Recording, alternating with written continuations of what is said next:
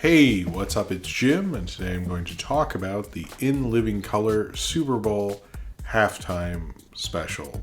So, if you don't know why I'd suddenly be reviewing this random episode of In Living Color, it is actually pretty historic.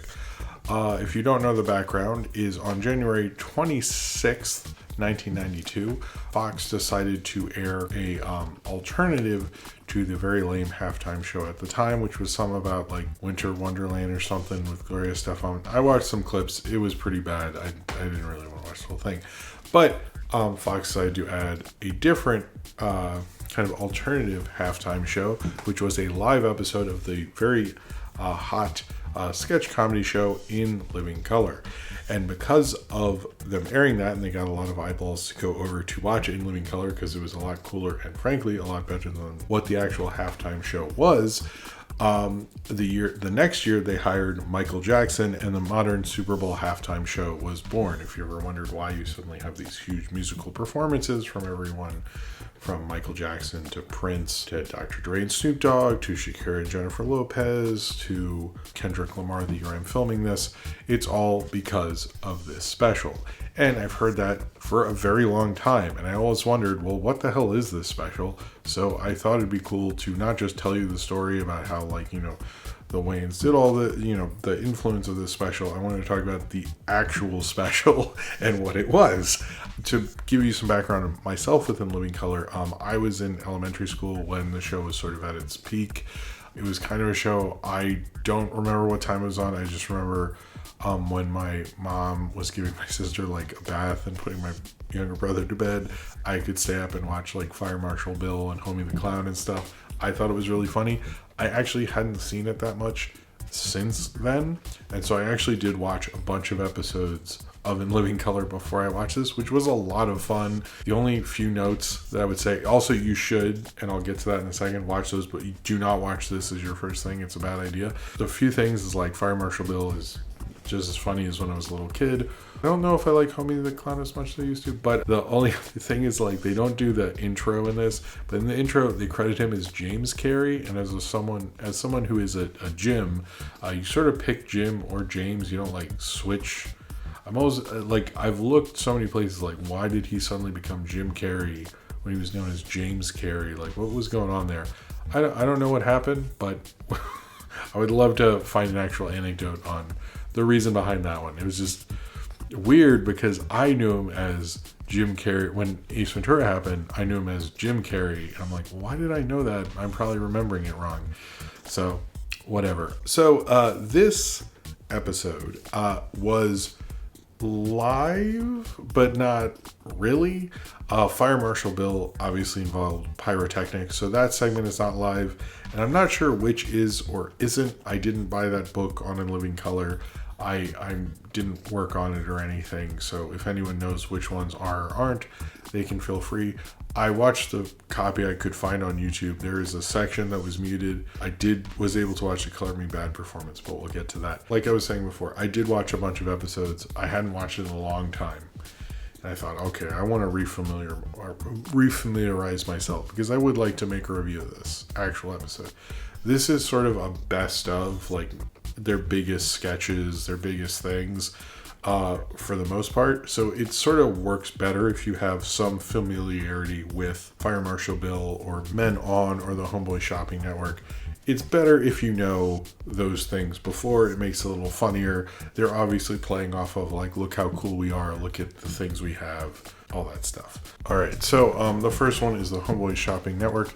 It is specifically Super Bowl related. It's all Super Bowl related because it's a Super Bowl halftime show. They're trying to sell basically memorabilia, things. They're going to sell put you in the game and you'll get hurt. At one point they stole the credit cards of all these football players, and one of them mentions Damon Wayans and Keenan Ivory Wayans, and they were talking about how like one of the football players signed a big deal and they should not sell his credit card, which I thought was kind of funny, and that they're going to sell a big Jumbotron to you, all this kind of stuff. It's actually kind of entertaining because it's so ridiculous. One of the things about this, if you're wondering about like, oh, does this age well or something like that, it's sort of, I will 100% say, I think one of the things about the Wayans in general is it's sort of so silly, I'm not really offended at all, because I'm like, yeah, but this is like, who steals the Jumbotron, dude? Like, come on, come on, like, that's not even like, we've gone beyond any like stereotypes or like that. It's just like, it's just funny. Like, you can't get past that. I'm sorry. I thought that was very entertaining. Fire Marshal Bill is a classic. I've liked it since I was a little kid. It's basically just Jim Carrey going around testing to make sure things safe. It explodes, he gets on fire, and he goes, ah, ah, ah, ah, ah, ah. I mean, I was doing that. This was, if you read and people say everyone was making fun of it in offices and schoolyards, I was in a schoolyard and people did Fire Marshal Bill, people did Homie the Clown, people did all that stuff. So, like, yes, that is 100% true. I can vouch for that. But it's him at a sports bar. He does all this crazy stuff. He blows up the TV. The place explodes. It's like a format. It's very formatted. I don't know. Interesting. Jim Carrey never made that into a movie, but whatever. I would like a return to Fire Marshal Bill. During these segments and the intro, I should have said this first, is they intro that they're like sort of having a huge party. Supposedly they asked for celebrities to show up. I think some big ones did. I think it's like Tommy Davidson's there a lot. Jim Carrey's just at the beginning and the end. And there's a clock, which is a staple. If you ever watch an alternative halftime thing, is a staple of those, so you know when to flip back. And the party element I thought was actually fun. It gave the kind of live element, like you know, you're sort of like having fun and stuff like that. I know like Saturday Night Live tried to do stuff like that and it's never really worked out. I liked the kind of energy of it. It made it fun. It made it feel like oh no, you joined the cool party, which a lot of this very much is like, oh, you aren't aware of like Fire Marshal Bill. Oh, you aren't aware of Homeboy Shopping Network. Here you go. It like very much is like you feel like you've join something already in progress in a lot of ways, which they say later towards the end about programming. But like I do feel like this like makes you want to come in a bit, you know. So maybe I'm wrong. Maybe you can watch this by itself. Then you have Men on Football, which again, this was the segment I was a little like the Men on segments when I was rewatching these. I've always found them kind of funny. It was funny here. Most of the gay stuff was fairly innocent, and they're being fairly ridiculous and like making a gay joke out of dick butt kiss. I don't know.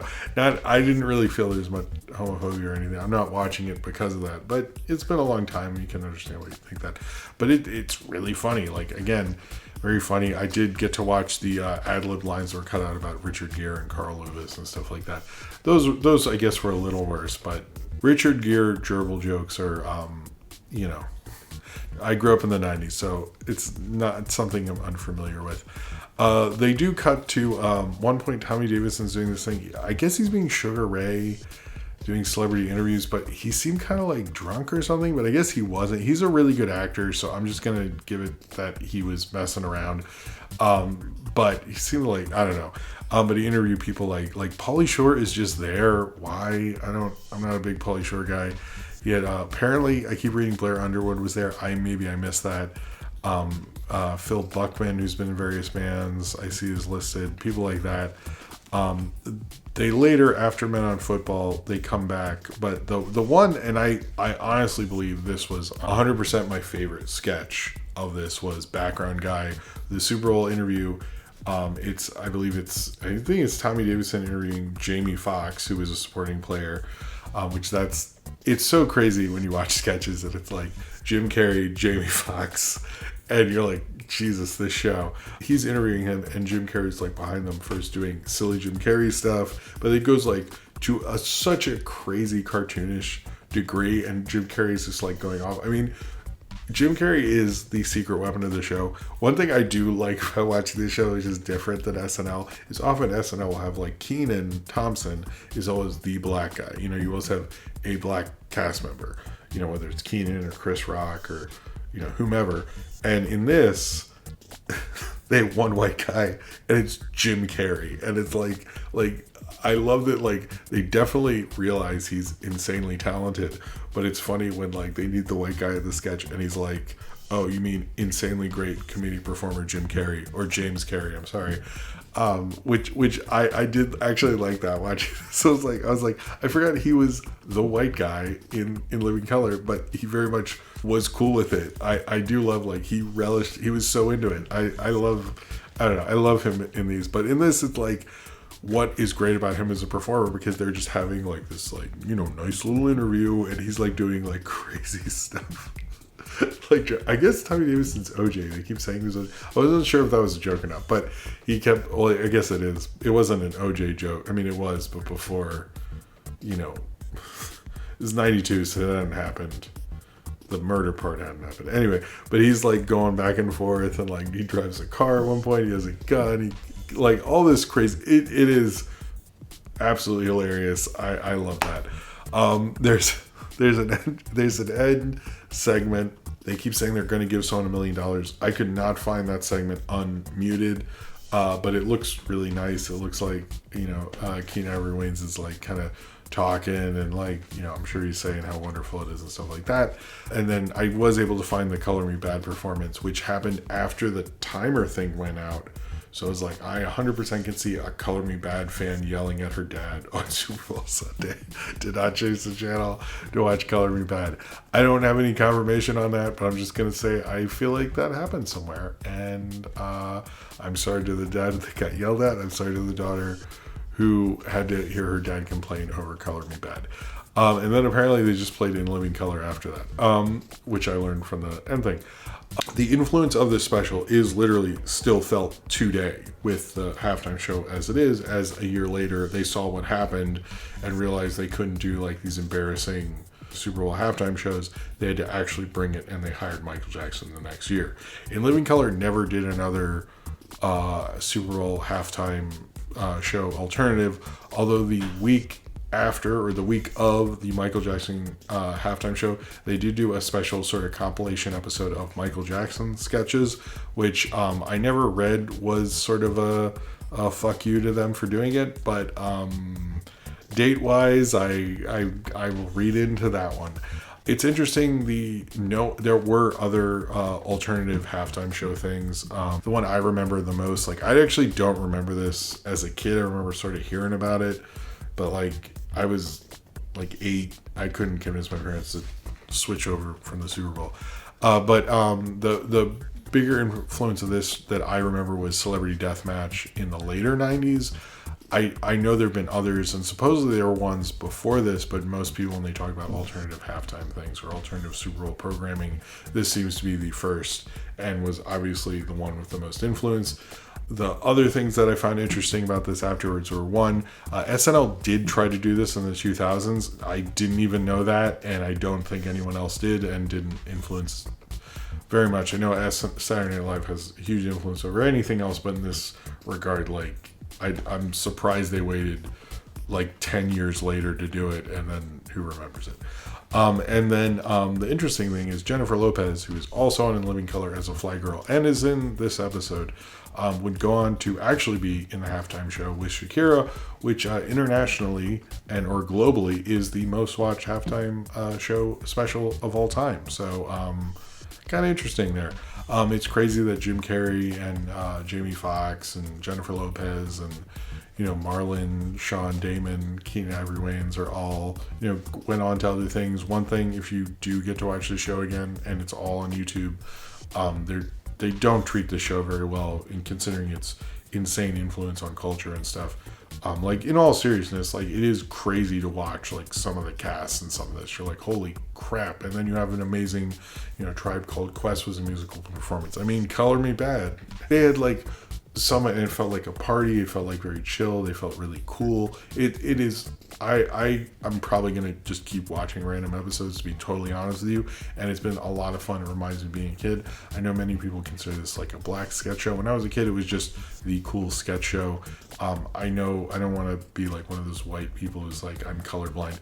I don't think that, but I think, like, I grew up in Baltimore. A lot of those things were pushed on the TV more because of it's very Black City and stuff, but it might also just because it was massively popular. I don't know. I was like 8 or 9, so like I don't fucking know. But I just remember it was a big show, and I was familiar with it because of that. Now I think it's different, maybe, I don't know. But like I've always liked it. I recommend In Living Color. Find one of those best episode guide things. Watch a few before this. In my mind, I think it's pretty cool, or just find a Fire Marshal Bill compilation. Disney, you own In Living Color. Maybe act like you own it and like put it on Hulu or something. I don't understand. You're just like letting this like huge property. Like anytime I've referenced this over the years, people get excited. Like it's clearly a big name. I don't know what the big deal is, but whatever. I would recommend this. I'm glad I watched it. I'm glad I understand this halftime special a lot more. I felt like I got to relive or live the energy from all those years ago. It was fun to watch. I think it would be cool if one of those classic TV channels aired it instead of the halftime show one of these years. I think that'd be a pretty neat gimmick, to be honest with you. But I think if you hear about it In Living Color and you talk about the legacy, go search for it. Go watch it. It is a fun show. It is a great sketch. It's just like a sketch show.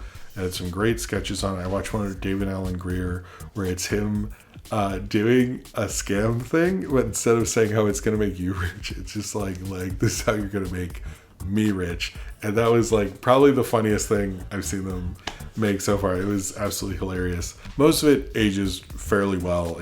If you're worried about that or anything, it actually holds up fairly well. I didn't watch every episode. Maybe there's one that doesn't, but I thought it was a pretty good show. You should check it out. You should watch this if you haven't. It's nice to see where the Super Bowl halftime show actually came from and why they had to do it. And I think after this, I remember the young energy of the Fox network, and it's interesting how they shook something up, and them shaking those things up is still felt literally and actually to this day. So if you're enjoying, or if you enjoyed any of those halftime shows since, you can thank this special, and if you want to watch it, it's actually really funny. So if you've seen the In Living Color live Super Bowl halftime show and you would like to talk about it, then comment below in the comments and subscribe if you would like to.